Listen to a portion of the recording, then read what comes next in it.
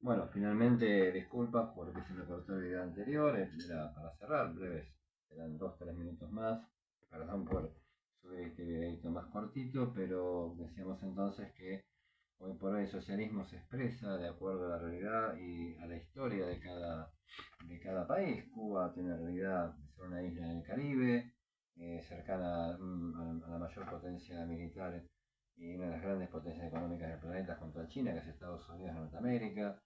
Bueno, Cuba, a pesar, como decía al final del video, de haber sido detenido, su máximo líder, Nicolás Maduro, y estar cruzando prisión en Estados Unidos, sigue el régimen socialista en manos de su vicepresidenta Delcy Rodríguez, con una alianza fuerte hoy por hoy con el imperialismo norteamericano y su desarrollo capitalista.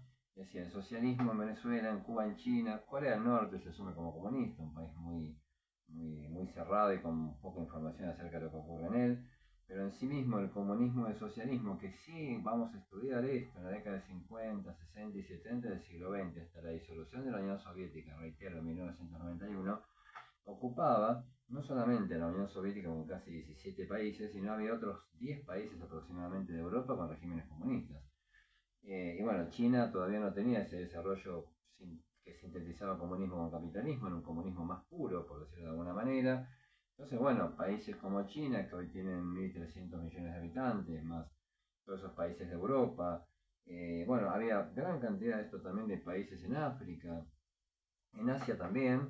Entonces, bueno, había un peligro, entre comillas, comunista que podía en algún momento debilitar el occidente capitalista. O, por ejemplo, en ese debilitamiento del occidente capitalista entre la América Latina y la Argentina. Hoy por esto no existe como tal, como peligro de que una ideología que esté asentada en un país determinado intente expandirse por el planeta. Eso es lo que queríamos cerrar con respecto al tema de estas nuevas ideologías, que es la que hoy quedó. Este, digamos, como más firme en cuanto a concepto, en cuanto a idea. El nazismo como tal desapareció, lo cual no quita que haya ideas, personas, personajes, ideas nazis o fascistas.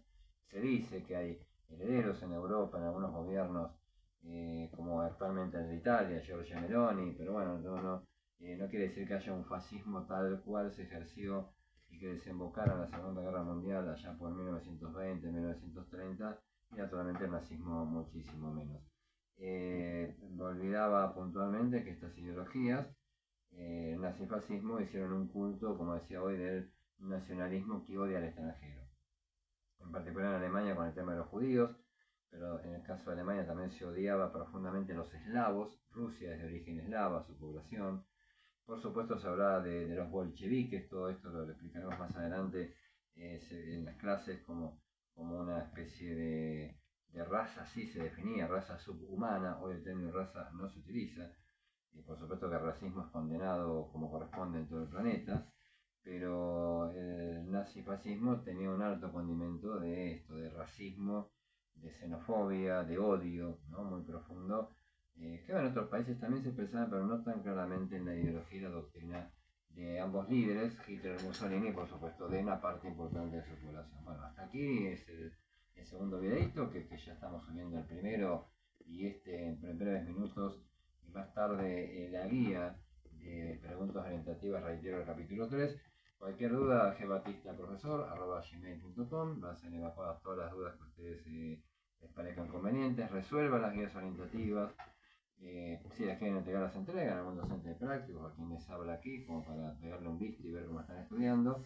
Y por favor, la próxima clase vengan con el manual, ya sea manual físico, ¿sí? O manual digitalizado, no sé, como lo tengan, pero traigan el manual y por favor, si lo tienen digitalizado, tengan en el celular los créditos correspondientes y tengan la red de Wi-Fi correspondiente, porque vamos a trabajar en clase. Esto es, tengan el material. Estamos en una facultad, estamos en la universidad, esto lo dije en los tres teóricos del día jueves, y tenemos que venir con, se llama así, los textos, los materiales en la mano, ¿sí? Para leer, trabajar, subrayar, o bueno, están en el celular porque alguien se los pasó, está bien, pero estemos preparados para leer. Entonces estemos preparados también para leer en un celular. A esto me refiero, para no perder tiempo y poder trabajar de manera dinámica. No va a ser tanto una clase expositiva el próximo jueves. Sí, voy a exponer, voy a explicar y responder todas las dudas que ustedes Bueno, buena semana, que estén muy bien y si Dios quiere nos vemos el próximo jueves 23 en la clase de teóricos 8 de la mañana, 10 de la mañana y 14 horas. Que anden bien.